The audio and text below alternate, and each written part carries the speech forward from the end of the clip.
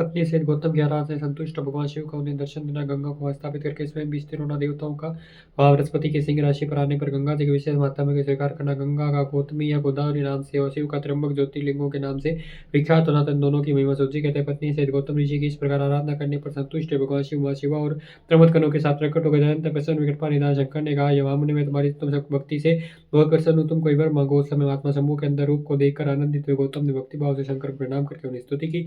लंबी स्तुति प्रणाम करके दोनों हाथ जोड़कर उनके सामने खड़े हो गए, बोले, देव मुझे निष्पाप कर दीजिए। भगवान शिव ने कहा, मुनि तुम धन्य हो, कृतकृत्य हो, सदा ही निष्पाप रहो। दुष्टों ने तुम्हारे साथ छल किया, जगत के लोग तुम्हारे दर्शन से पाप रहित हो जाते हैं, फिर सदा मेरी भक्ति में तत्पर रहने वाले तुम क्या पापी हो। मुन्य जिन दुरात्माओं ने तुम पर अत्याचार किए, वही पापी दुराचार हत्यारे, उनके दर्शन से दूसरे लोग वापिष्ट हो जाएंगे, वे सब के सब कृतज्ञ नहीं, उनका कभी उद्धार नहीं हो सकता। महादेव जी की बात सुनकर महर्षि गौतम मुनि मन बड़े विस्मित हुए।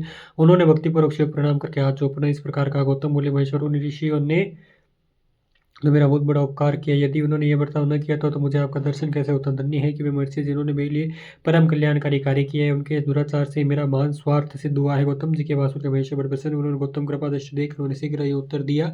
शिव जी बोले, वे प्रभु तुम धन्य हो, सभी ऋषियों में श्रेष्ठतर हो, मैं तुम पर बहुत प्रसन्न हुआ हूँ, ऐसा जानकर तुम मुझसे उत्तम वर मांगो। गौतम बोले, नाथ आप सब कहते हैं, तथापि 5 आदमियों आप सत्य कहते हैं, सच कहते हैं, तथापि 5 आदमियों जो कह दिया या कर दिया अन्यथा नहीं हो सकता था, जो हो गया सो रहे। देवेश यदि आप प्रसन्न है तो मुझे गंगा प्रदान कीजिए और ऐसा करके लोक का मान उपकार कीजिए। आपको मेरा नमस्कार है। नमस्कार युग अगर गौतम देवेश्वर भगवान शिव के दोनों चरणारविंद पकड़ लिए और लोक हित की कामना से उन्हें नमस्कार किया। तब शंकर देव ने पृथ्वी और स्वर्ग के सारभूत जल को निकालकर, जिसे उन्होंने पहले से ही रख छोड़ा था, और विवाह में ब्रह्मा जी के दिए जल में से जो कुछ शेष रह गया था वह सब भक्तवत्सल प्रभु ने गौतम मुनि को दे दिया। उस समय गंगा जी का जल परम सुंदर स्त्री का रूप धारण करके वहां खड़ा हुआ। तब मुनि और गौतम ने गंगा जी की स्तुति करके उन्हें नमस्कार किया। गौतम बोले, गंगे तुम धन्य होकर करते हो, तुमने संपूर्ण भुवन को पवित्र किया है, इसलिए निश्चित रूप से नरक में रहते मुझ गौतम को पवित्र करो। तदनंतर शिव जी ने गंगा से कहा, तुम मुनि को पवित्र करो, तुरंत वापस न जाकर व्यवस्थित मनु के 28 कलयुग तक रहिए ही रहो। गंगा ने कहा, महेश्वर यदि मेरा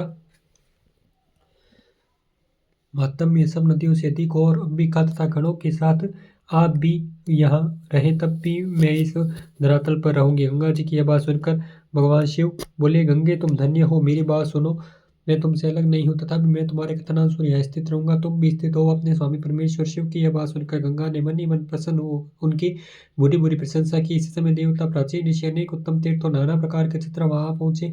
वो सबने बड़े आदर से जय जयकार करते हुए गौतम, गंगा तथा गिरिशाय शिव का पूजन किया। तदंतर हाथ उन सब देवताओं ने मस्तक झुका, हाथ जोड़ उनकी सबकी प्रसन्नता पूर्वक स्तुति की। उस समय प्रसन्न हुई गंगा और गिरीश ने उनसे कहा, श्रेष्ठ देवताओं वर मांगो, तुम्हारा प्रिय करने की इच्छा से वह वर हम तुम्हें दे देंगे। देवता बोले, देवेश्वर यदि आप संतुष्ट और संहिताओं में श्रेष्ठ गंगे यदि आप भी प्रसन्न है तो हमारा तथा मनुष्यों का प्रिय करने के लिए आप लोग कृपा पूर्वक यहाँ निवास करें।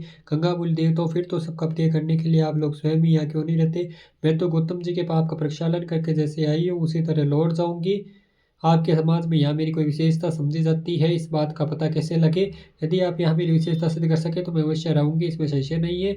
सब देवताओं का सहितम में श्रेष्ठ गंगे सबके परम श्राद्ध बृहस्पति जी जब सिंह से प्रस्थित होंगे तब हम सब लोग यहाँ रह करेंगे, इसमें संशय नहीं। 11 वर्षों तक लोगों का जो पातक या प्रचलित होकर उससे बलीन हो जाने पर हम उसी महाराशि को धोने के लिए आदरपूर्वक तुम्हारे पास आएंगे। हमने ये सर्वथा सच्ची बात कही है।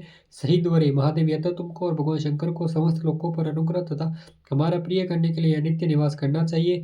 गुरु जब तक सिंह राशि पर रहेंगे तभी तक हम यहाँ निवास करेंगे। उस समय तुम्हारे जल में त्रिकाल स्नान और भगवान शंकर का दर्शन करके हम शुद्ध होंगे, फिर तुम्हारी आज्ञा लेकर अपने स्थान सूची कहते हैं। इस प्रकार उन देवताओं तथा महर्षि गौतम की प्रार्थना करने पर भगवान शंकर और सहिताओं में श्रेष्ठ गंगा दोनों वहां स्थित हो गई। वहां की गंगा गौतमी गोदावरी नाम से विख्यात हुई और भगवान शिव का ज्योतिर्मय लिंग त्र्यंबक कहलाया। यह ज्योतिर्लिंग महान पातकों का नाश करने वाला है। उसी दिन से लेकर जब जब बृहस्पति सिंह राशि में स्थित होते हैं तब तब सब तीर्थ क्षेत्र, देवता, पुष्कर आदि सरोवर, गंगा आदि नदियां तथा श्री विष्णु आदि देवगण अवश्य गौतमी के तट पर पधारते और वास करते हैं। वे सब जब तक गौतमी के किनारे रहते हैं तब तक अपने स्थान पर उनका कोई फल नहीं होता। जब वे अपने प्रदेश में लौट आते हैं तभी वहाँ इनके सेवन का फल मिलता है। यह त्र्यंबक नाम से प्रसिद्ध ज्योतिर्लिंग गौतमी के तट पर स्थित है। बड़े बड़े पातकों का नाश करने वाला है। जो भक्तिभाव से त्र्यंबक लिंग का दर्शन, पूजन, स्तवन एवं वंदन करता है वह समस्त पापों से मुक्त हो जाता है। गौतम के द्वारा पूजित त्र्यंबक नामक ज्योतिर्लिंग इस लोक में समस्त अभिष्टों का देने वाला तथा परलोक में उत्तम मोक्ष प्रदान करने वाला है। मुनीश्वर, इस प्रकार तुमने जो कुछ पूछा था वह सब मैंने कह सुनाया। अब और क्या सुनना चाहते हो कहो, मैं उसे भी तुम्हें बताऊंगा, इसमें कोई भी संशय नहीं है। बोलो शिव शंकर भोलेनाथ की जय। नमः पार्वती पते हर हर महादेव शंभु। ओम नमः शिवाय ओम नमः शिवाय ओम नमः शिवाय।